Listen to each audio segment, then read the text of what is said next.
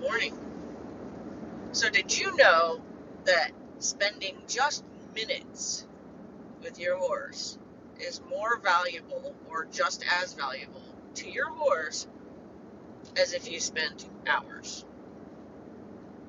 Just filling my water buckets is like the highlight of my horse's day because I come in and I have no agenda. I'm just in there available to them, but not imposing myself on them. And in the case of Daisy and Tucker, Tucker pretty much bogarts my attention from Daisy being able to get any, but she comes over and asks, for a little scratch or something like that. But for the most part, it's when they first come in, it's to eat. So when I'm doing the water buckets, it's like after they've eaten their grain and they're now starting to, indulge in their hay, and they're not as interested in me and have the potential to forego a visit. However, I would say out of my 9 horses, 7 for sure would take the opportunity to spend the minutes it takes to hook up the water buckets and refill them. Okay? I've never understood why people would say, oh, I'm not going to the barn this week. My horse threw a shoe. The farrier's not coming till Saturday, so I'm not going to go, till next week. So you're not going to go see your horse. You're not going to go spend time with your horse. You're not going to go brush your horse, hand graze your horse. You're not going to visit your horse. You're not going to teach your horse something that doesn't require strenuous pounding on their bare feet. You're not going to, I don't understand that. I really don't. That's like saying,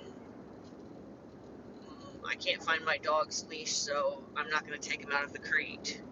You know what I mean? Like, I'm not really understanding if you can't ride them, something that's only for you. If you can't ride them, then they're not worth being with.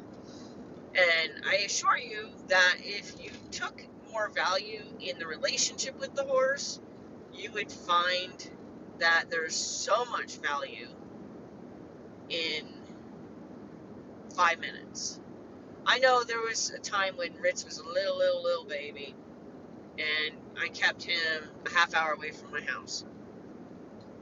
And I might have only had 70 minutes to use. I would drive the half hour to spend 10 minutes, to drive the half hour back home without even thinking twice about it. It would have been like the most important part of my day. Because not only it's a half hour of anticipation, I'm going to go see him. It's 10 minutes of joy with him. He was only a little baby then. And then, a half hour of pure bliss for the ride home. And using my imagination of what the future was going to hold for us and that kind of thing. And now that he's 18 years old, I probably have a better relationship than I ever even imagined I could have. So, tonight, in fact, I'm doing a live event on Facebook that is, I'm going to call it Live Puzzles with PWH, Passionate Way Horsemanship. Sorry, I had to change my name from Positive Way, so sometimes that spits out first. So PWH, that hasn't changed. And what we're going to do is I'm going to set up a puzzle that is going to involve, some sideways movements on command, sometimes from a distance, sometimes in front of them, sometimes away from me, sometimes towards me, sometimes with me. Figure eights around cones or, slalom or something. It's going to involve something where a communication with my horse would be absolutely necessary. There's no way you would be able to do what I would set up to do without having language with your horse. Then I'm going to do them with Ritz. And then after Ritz, I'm probably thinking I'm going to take out Dewey. And Dewey's my yearling. And Dewey knows a few things, but he's not really well versed in anything.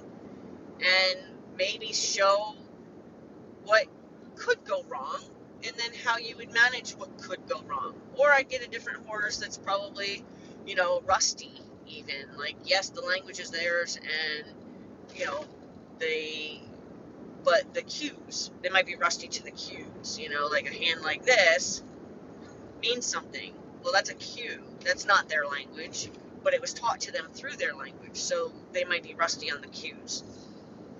Take a horse that might be rusty on the cues, or take a horse that's fun to watch, like Teddy, my big Clydesdale. Maybe it'd just be fun to watch him stammer around because he's a very heavy on the forehand horse. Maybe it'd be fun to watch him, be kind of silly and whatever. So there's always the potential that there'd be just Ritz, there'd be Ritz and a very uneducated horse. I'm going to be doing this for a while, I hope, so I'll be bringing out Tucker. I'm going to train Daisy to be my ABC horse, to replace my old ponies that are off doing way better things with their lives now, but I no longer have a horse that's not intimidating to teach people from the beginning, so I'm going to teach Daisy to be my ABC horse, and then I have now another small, less intimidating horse who's very compliant.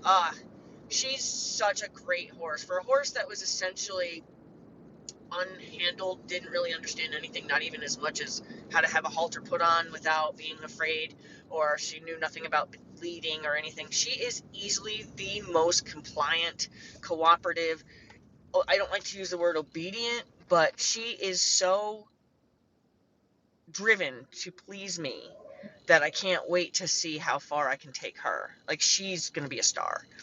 So I have great plans for all my horses, and I'd love for you guys to be a part of that.